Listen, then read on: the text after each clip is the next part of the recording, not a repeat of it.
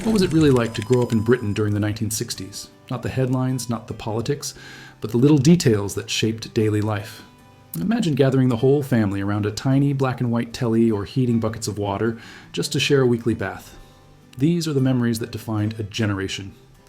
Let's step back in time to discover 15 everyday truths about 1960s Britain. The decade that was simpler, tougher, but in many ways warmer than today. Number 1, bath night, in a tin tub. For many British families in the early 60s, an indoor bathroom was still a luxury. Instead, Saturday night meant dragging a big tin tub into the kitchen, heating pans of water on the stove, and filling it bit by bit. Children often went in order, the youngest first, the oldest last, and by then the water wasn't exactly fresh. Privacy was almost non-existent. For kids, though, it felt normal. You'd splash about with your siblings while the smell of soap mixed with the steam from the kettle. Today's kids might complain about weak Wi-Fi.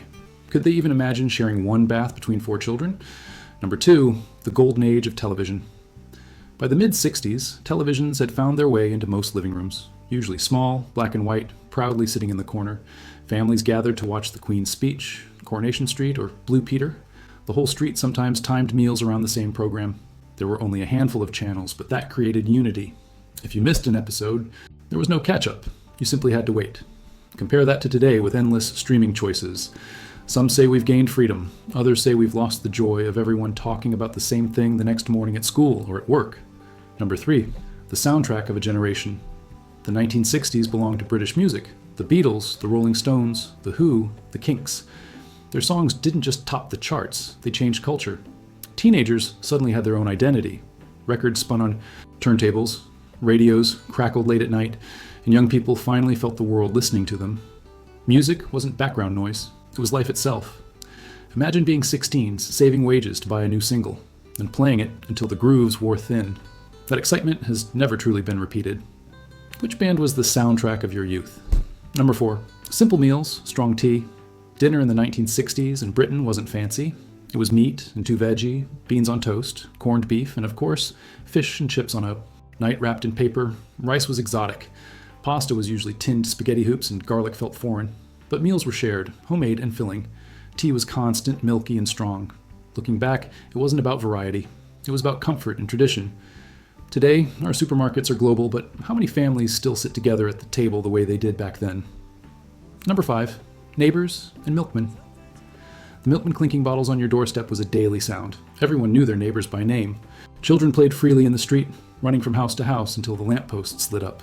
Doors weren't always locked.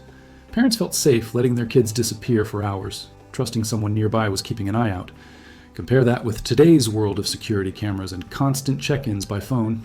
Do you think we've gained safety or lost trust? Number 6, school days with chalk and canes. Classrooms echoed with chalk squeaking on blackboards, and the crack of the cane wasn't unusual. Teachers had absolute authority. Discipline was sharp, and lessons were simple. Reading, writing, arithmetic, and respect. For many, school dinners are unforgettable. Lumpy custard, spam fritters, pink sponge cake with custard poured over. Not gourmet, but strangely memorable. Do you remember your first teacher? Were they strict or kind? Number 7, work, wages, and change. The 1960s saw wages rise nearly 40% since the 1950s. First time, ordinary families could afford appliances, cars, or even a seaside holiday. The job for life in factories and mines was starting to fade as offices and shops grew. More women entered the workforce, bringing new independence. The suit replaced the flat cap, typewriters replaced coal shovels, and the future suddenly felt open. Do you think today's careers are more free or more unstable? Number 8, fashion revolution. Swinging London was bold and colorful. Carnaby Street and King's Road became symbols of freedom. Mary Quant shocked one generation and liberated another with the miniskirt. Twiggy redefined beauty. Young people weren't copying their parents. They were inventing themselves. Neon tights, geometric patterns, and haircuts that screamed attitude. Clothes stopped whispering status. They shouted rebellion. Looking back, it wasn't just fashion. It was identity stitched into fabric. Number 9, shared entertainment. Without smartphones or game consoles, entertainment meant togetherness. Families crowded around the radio or telly. Kids swapped comics, played marbles, or built dens outside until dark.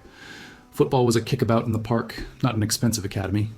Saturday meant the local cinema or a packet of crisps at the pub garden while your parents chatted. Entertainment was simple, cheap, and shared. Do you think kids today are missing out on that kind of freedom? Number 10, changing laws, changing lives. The 1960s wasn't just about culture, it was about freedom. Divorce became easier. Homosexuality was decriminalized in 1967. Abortion became legal in certain cases. The Lady Chatterley's lover trial ended censorship. Society began to unbutton its collar literally and figuratively. For many, these changes felt daring, even shocking, but for others, they meant dignity and new beginnings. It was the start of modern Britain. Number 11, bath night meets washing machine. By 1966, 60% of British homes had a washing machine. Suddenly, endless scrubbing by hand turned into pushing a button. Vacuum. Cleaners and fridges followed. These weren't just appliances, they were symbols of progress. For women especially, still expected to manage the house, they meant more time and less exhaustion. Imagine the relief of hanging clothes out without aching hands. For many, it felt like stepping into the future. Number 12, the NHS's pride, not politics. By the 1960s, the NHS was more than policy. It was pride. Doctors visited homes, dentists fixed teeth without fear of bills, nurses ran clinics for free. Every citizen, rich or poor, relied on it equally. In a country still scarred by war, the NHS felt like proof that society could care for everyone. Many say it was one of the last truly unifying institutions. What do you think? Do people still feel that pride today? Number 13, youth tribes. The mods versus the rockers. Two styles, two identities, two rebellions. Mods on sharp scooters and tailored suits. Rockers roaring down the coast in leather jackets. Their clashes in Brighton and Margate made headlines, sparking moral panic. But really, it was about teenagers claiming power for themselves.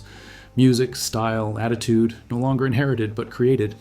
Today, social media gives tribes online. Back then, they battled in the streets. Which side would you have chosen? Number 14, the empire fades. The sun was setting on the British Empire. Nations across Africa, Asia, and the Caribbean gained independence, forming a new Commonwealth. For ordinary people in Britain, it was more a shift in the news than in daily life, but underneath, it was a reckoning with identity. No longer the global power commanding the world, Britain had to learn to listen, not order. It was the quiet start of a humbler nation. Number 15, a spirit that lingers. The 1960s wasn't just a decade, it was a feeling. Cold houses and coal fires, simple meals and shared baths, but also warmth, hope, and a sense of community. Families laughed together, neighbors supported each other, and music promised a brighter tomorrow.